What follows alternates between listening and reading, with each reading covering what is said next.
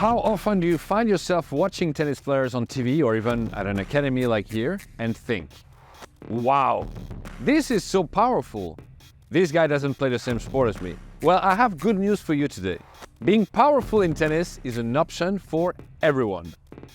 How powerful your shots are in tennis has very little to do with your actual size of your muscles and so much more to do with your technique. Anybody can blast a forehand if they know the secrets to power in tennis. What I call power is the ability to develop two things on a ball. The first thing is a lot of pace, or a combination of pace and rotation on the ball, which makes the quality of your ball. In this masterclass, I'll teach you what these 4 key elements to power are. And by the end of it, you'll be ripping shots past your opponents and leaving them thinking, I wish I had his or her power.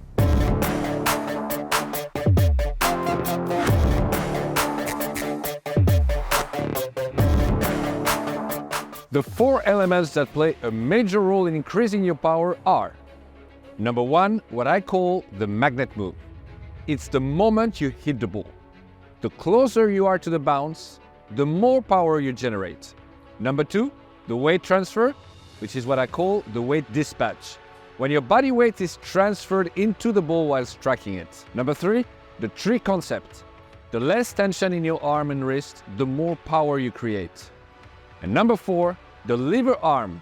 The longer the distance between your body and the head of your racket during contact, the more power you get. What is very interesting if you're looking to develop more power is that taking action on any of these 4 elements will generate extra power on the ball. So if, for example, you struggle in being loose with your arm and wrist, you can increase your lever arm, or you can improve your weight transfer, or even your court positioning. Now I'm going to develop each of those 4 elements so that you can understand clearly how to improve them, and I will give you exercise in order for you to work on them.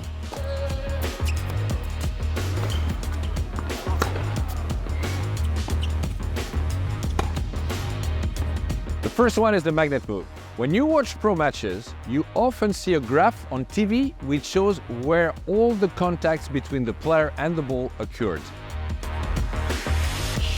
You could notice that in set 1 that the player lost, he was hitting the ball further back than in the set 2 that he won. The thing that you need to know is that if you are looking for power, hitting the ball closer to its bounce is very efficient on 3 levels. First, it takes time away from your opponent. If your previous shot had him out of position, hitting the ball early doesn't leave him with enough time to position himself back. And as a consequence, you have a big space to put the ball away from him. Second, it reduces the distance between you and your opponent, who has less time to react and organize. And 3, it increases the power of your ball. The power of your shot is the result of the one you create and the one you use. If the ball comes fast to you, it will be much easier to create pace than if the ball is dead with no energy. That's the reason why when you work on trying to develop your power, an interesting exercise is to hit balls that have 0 energy. And they have 0 energy because they're fed to you that way. You can do it with your coach hand-feeding you and just dropping the ball next to you, but you can also do it with a machine like this one that does the exact same thing. Now, when the ball is hit by your opponent, the closer to the bounce you hit it, the more energy the ball has. The further from the bounce, the less. Here is the trajectory of a tennis ball. After crossing the net, it falls on the ground. Then it goes up until it reaches its peak. Let's call this the phase A and the peak P. After that, it goes down again before making a second bounce. Let's call this phase B. Most of the recreational players hit the ball in phase B. Most of the top ones in phase A, and some of them like Sinner or Djokovic, hit the ball on the first half of the phase A. If you want more power, a great way to obtain it is to improve in moving your contact with the ball closer to its bounce. It's not only by standing closer to the baseline that you will be able to achieve that, but by being able to move north-south, adapting to where the ball bounces. First exercise. The coach is standing on the side of the court on the service line. You are standing right behind the baseline. First, your coach feeds you one deep ball and then one shorter one. Let's stay on the deep one. You will have to move south quick enough to be able to settle your legs on the ground and have your body weight transfer through the ball while you hit it. If you're late in your leg movement, you'll end up unbalanced during your contact and your body weight will transfer backwards. Then the second ball lands short. You make a few steps forward to be able to hit the ball on its way up in phase A. Do a set of 6 balls and repeat that set 4 times. Once it's done, do the same exact exercise, but your coach will feed you randomly so that you cannot anticipate. Do again 4 sets of 6 balls. Exercise number 2. For this one, you'll need one partner to play with. You will hit the ball from the middle of the court and to the middle of the court. Do not try to hit hard and take margin over the net. This exercise is to work on your movement and nothing else, and you have to keep the ball in place, so make sure that you play at a speed that you control well enough to be able to play without missing. Now listen carefully. When you hit the ball, count 1. When your ball lands in the opponent's side of the court, count 2. When your opponent hits the ball, count 3. And when the ball lands on your side of the court, count 4. Count out loud. Start playing for 2 minutes like this before starting the exercise so you are used to it, and then your goal will be to make sure that number 4 and number 1 are closer to each other in terms of time than number 1 and number 2, number 2 and number 3. Here is how it should sound like. 1, 2, 3, 4, 1, 2, 3, 4, 1, 2, 3, 4. You can and should also do the same exercise while playing cross-court forehand and then cross-court backhands. And then, when you master those, leave your opponent on one side of the court, the deuce size, for example, and ask him to move the ball around so that you play on full court and do the exact same exercise. And then do the same with him standing on the ad side. Warning, this exercise is advanced. Make sure that you are great at the previous ones before unlocking that level. Now let's talk about the weight dispatch, which is the second way to create some power. This concept is about where to transfer the body weight. When I look at recreational players, I can tell that most of the time, the weight dispatch goes in the wrong direction and as a consequence, doesn't participate into creating value. In this case, power and control. When the early opening, which is the preparation and the organization of the player, is not made early enough, the body weight will most probably go backwards.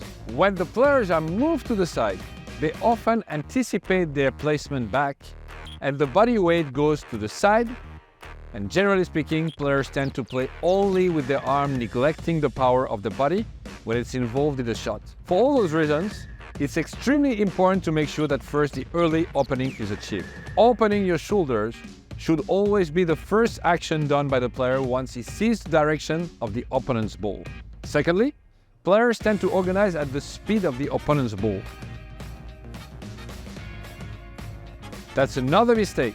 Your organization should always be faster than the ball because it gives you the opportunity to always be on top of it. When you are moved to the side, always make sure that you finish up your shot fully before thinking of moving back to your next destination. Here are a few exercises that I propose to you in order to work on your weight dispatch. Exercise number 1. Start with a basket drill. Your coach feeds you 10 balls in the center of the court between the baseline and the service line. You are starting from 1 meter behind the baseline. The first thing you do is the early opening. You turn your shoulders and complete your preparation. Then you do your magnet move. You move up to the ball. You contact the ball with your racket and you push it with your hand. After you hit the ball, not while you hit the ball, but after it, you make one extra step forward. The idea is that the projection of your body weight unbalances you forward.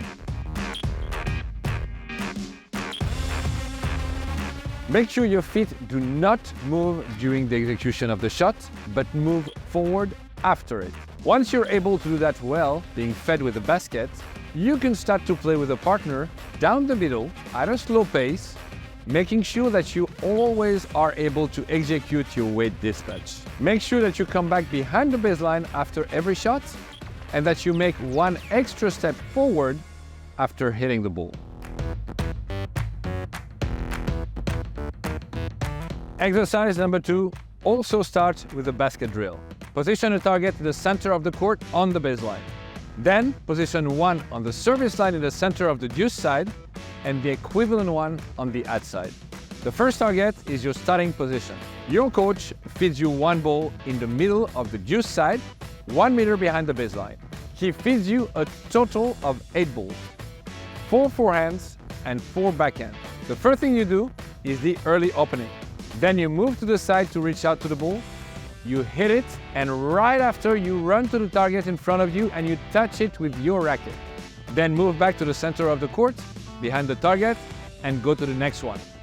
Once you do that well, move the targets further to the sides and your coach feeds you further accordingly. Once you do that well, you can do the same exercise, but the feeding can be done randomly. The goal of this exercise is for you to control your body weight when moving to the sides and be able to dispatch your weight forward and avoid moving back to your initial position while you're hitting the ball. By having to move forward after the shot, you avoid moving sideways.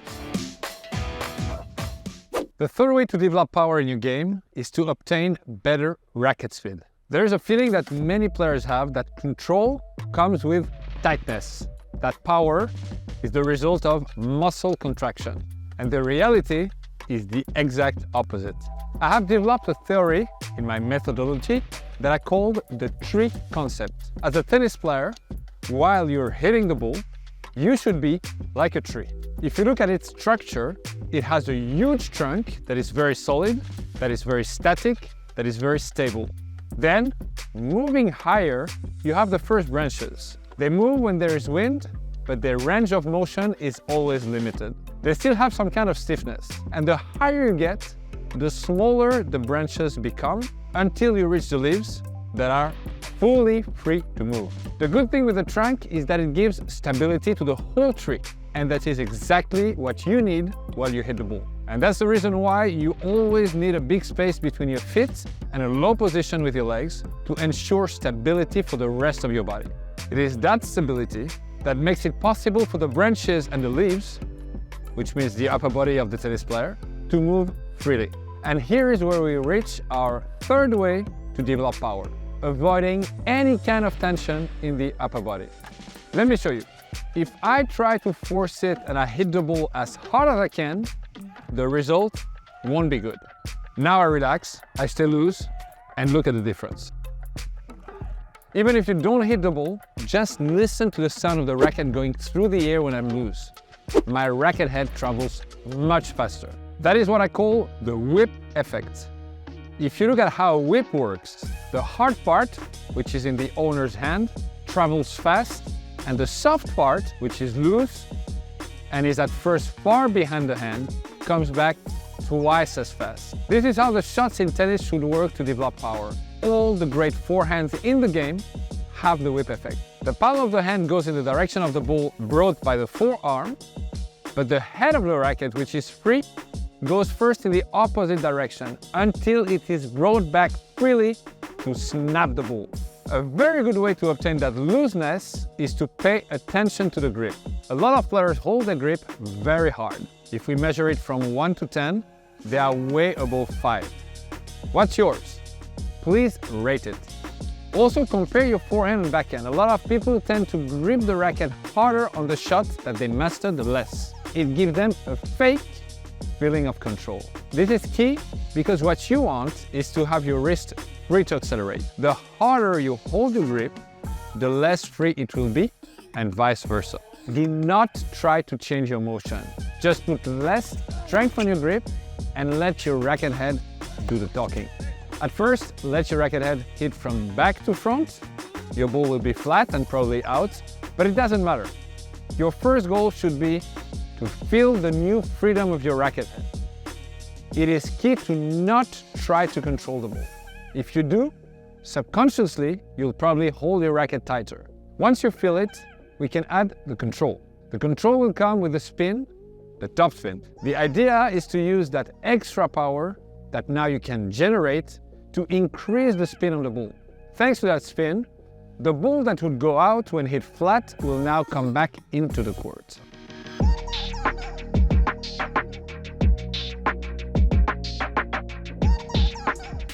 One key to that successful change is to accept at the start that you will make mistakes and do not try to control too much. Let the ball go and trust that you will find your range by repeating.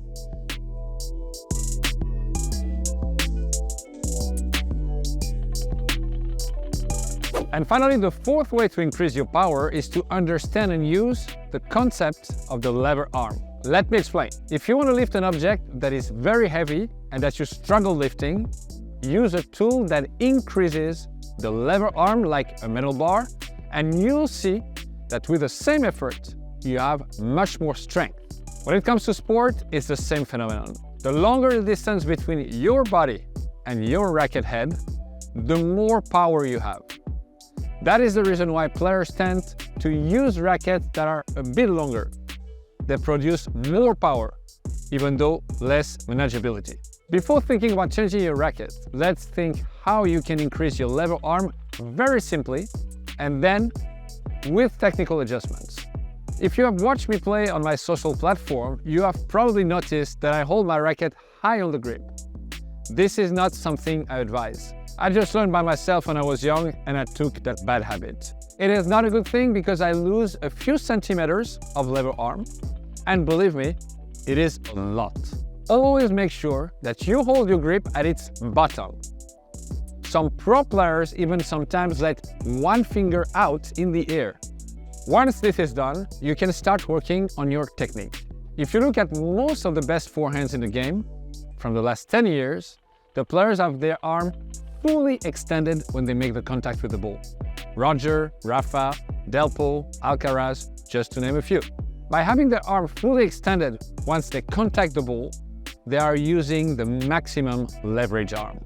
Now, there is a clear link between your forehand grip and how you can extend your arm. When your grip becomes a bit extreme, when you close it, your elbow has to move under your hand and you cannot extend your arm anymore. This is very important in the development of a kid's technique, and this is why it is a key to always keep a non-extreme grip. After a few months, when you see the grip of a kid turning, make sure that you bring it back to the original one. If you wait too long and the child gets too used to a closed grip, it will be difficult for him to make that change. You need to understand that in one case, you develop sensations in the inside part of the hand, and in another case, you develop those sensations on the back of the hand. By doing so, you lose your feeling on the inside of it, and then it will be very difficult to move back to your initial grip because you won't feel the ball anymore. I've showed you 4 ways to develop your power.